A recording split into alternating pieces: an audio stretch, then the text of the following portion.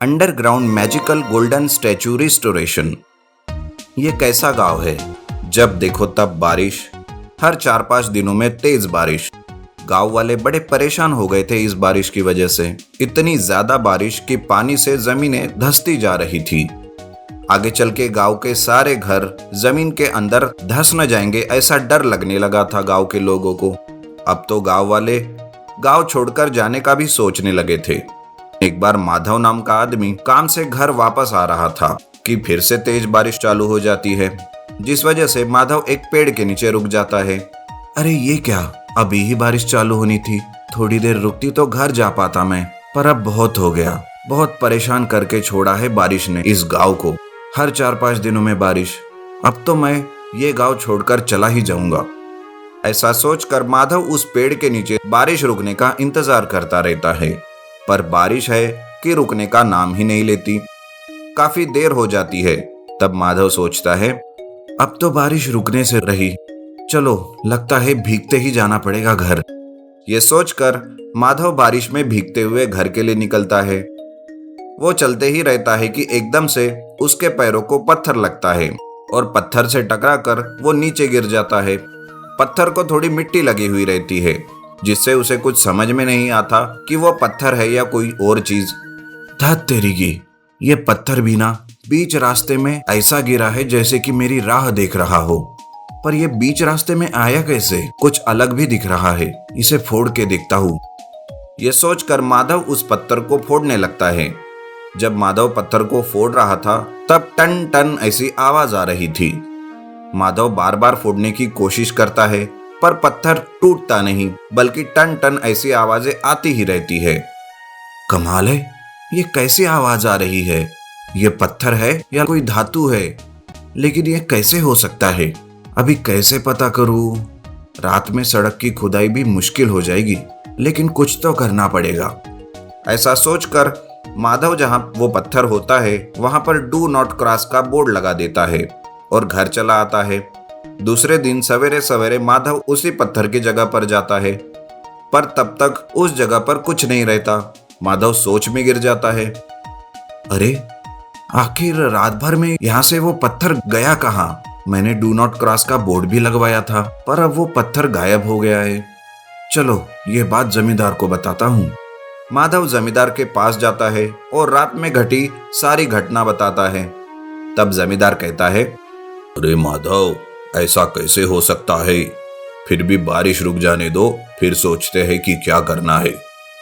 जमींदार की बात सुनकर माधव वहां से निकल जाता है, पर जमींदार बारिश खत्म होने के बाद भी कुछ नहीं करते। माधव गांव के बाकी के कुछ लोगों को भी पत्थर वाली बात बताता है। 4-5 दिन ऐसे ही बारिश चालू होने के बाद फिर उस रास्ते से जाने वाला उमेश भी पत्थर से टकराकर गिर जाता है। उमेश माधव से कहता है, अरे माधव, तू सच कह रहा था, मैं भी रात में उस पत्थर से टकराकर गिर गया था। अरे आखिर ये है क्या चीज? चलो अभी हम जमींदार के पास चलते हैं और उन्हें बताते हैं। दोनों भी जमींदार के पास जाते हैं और जमींदार को सारी बातें बताते हैं। ठीक है, अब तुम्हारे साथ भी ये हो गया, तो चलो चलकर देख ही लेते हैं कि आखिर वो है क्या। जमींदार जेसीबी को बुलाता है और खुदाई करवाता है। खुदाई करने से वहां पर एक स्टैचू दिखाई देता है। फिर एक क्रेन से वो स्टैचू को बाहर निकाल लेते हैं, पर मिट्टी के नीचे रहने से उस स्टैचू को जंग चढ़ा रहता है। माधव और उमेश उस स्टैचू को रिस्टोरेशन करने के लिए उसका जंग निकाल देते हैं। तब वो स्टैचू गोल्डन जैसे चमकने लगता है। अरे ये स्टैचू तो सोने का बना हुआ है। ये तो हमारे गांव का ही कोई महान इंसान होगा जिसका ये स्टैचू बनाया गया था।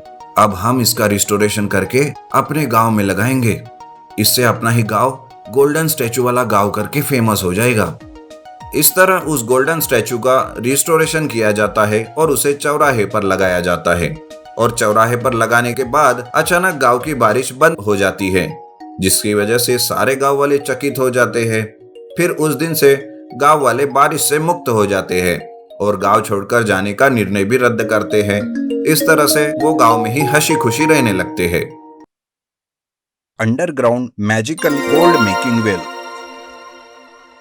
जूनापुर नाम का एक गांव रहता है। उस गांव में शिवम नाम का एक छोटा मोटा धंधा करने वाला आदमी रहता है।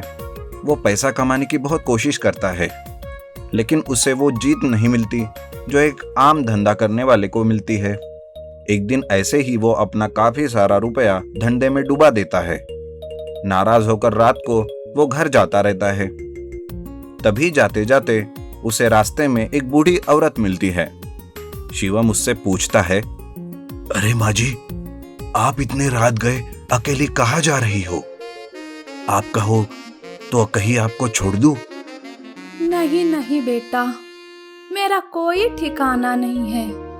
आज यहाँ तो कल वहाँ। तुम परेशानी मत लो बेटा।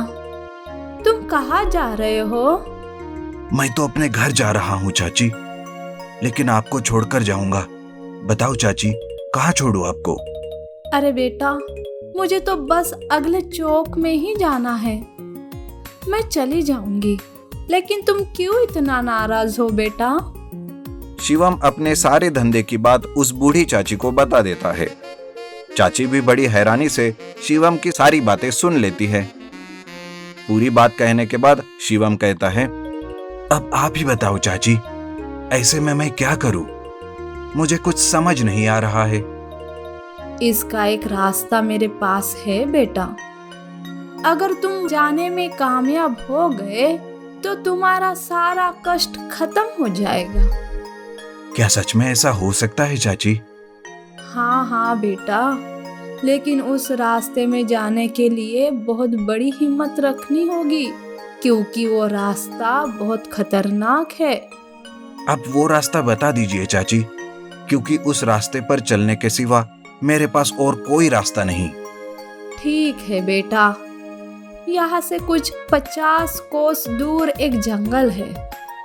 उस जंगल के बीचों बीच एक जगह पर अंडरग्राउंड में बहुत ही गहरा कुआं है। तुम उस कुएं के पास जाओ और उस कुएं से जो भी मांगोगे वो सब तुम्हें दे देगा। बूढ़े चाची की बात सुनकर शिवम वैसा ही करता है। वो दूसरे दिन ही उस अंडरग्राउंड गहरे कुएं को खोजने के लिए निकल पड़ता है। कुछ ही दिनों में वो उस कुएं के पास पहुंचता है। उस अंडरग्राउंड कुएं के पास जाते ही कुआं शिवम से पूछता है, कौन हो तुम? यहाँ क्यों आए? अरे ओ कुएं, मेरी मदद करो। मुझे रुपयों की सख्त जरूरत है। मेरी इच्छा पूरी करो। मुझे ढेर सारा सोना दे दो कुएं। अच्छा, तो ये बात है, मैं अभी देता हूँ। थोड़ी ही देर में उस कुएं के अंदर से सोने के सिक्के बाहर उड़ते हुए निकलते हैं और जमीन पर आकर एक जगह पर जमा होते हैं। काफी सारे सिक्के जमा करके शिवम उस जगह से अपने घर वापस आ जाता है। कुछ ही दिनों में उन रुपयों से शिवम अपनी प्रॉब्लम ठीक कर लेता है, लेकिन उसने यह कैसे किया, इस बात का पता उसका पड़ोसी लगा लेता है और वो भी शिवम के जैसे ही करने की सोचता है। सबसे पहले वो आदमी बूढ़ी चाची को पकड़ता है और उससे सारी बात पूछता है, लेकिन बूढ़ी चाची के लाख समझाने पर भी वो आदमी सुनता नहीं और उस अंडरग्राउंड कुएं के पास जाता है। मैं बाकी लोगों के जैसा नहीं हूँ जो छुट्टे में यहाँ से सोना लेकर जाते हैं। मैं तो एक बार में ही सारा सोना निकालकर यहाँ से लेकर जाऊंगा। ऐसा कहकर वो आदमी उस अंडरग्राउंड कुएं में उतरता है, लेकिन सोना उसे नहीं मिलता। आखिर कई दिनों तक वो वही उस सोने को ढूंढता रहता है, लेकिन ढूंढते ढूंढते वो ऊपर आने का रास्ता भूल जाता है और वहीं पर मर जाता है।